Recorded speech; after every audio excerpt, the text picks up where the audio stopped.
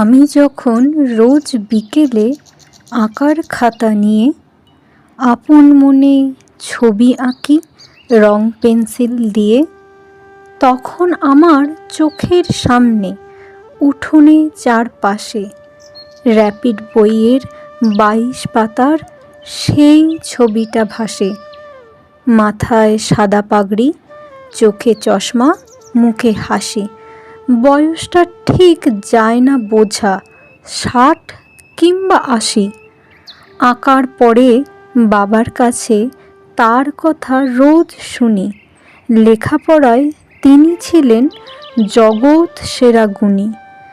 যার নামেতে, যার কথাতে লুকিয়ে আছে জাদু, তিনি হলেন সর্বপল্লী রাধাকৃষ্ণান দাদু।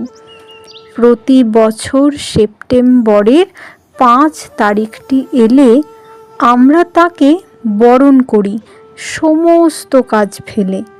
মা বলেছেন তিনিই হলেন শিক্ষকদের গুরু। তাঁকে প্রণাম করেই আমার সকল কাজের শুরু।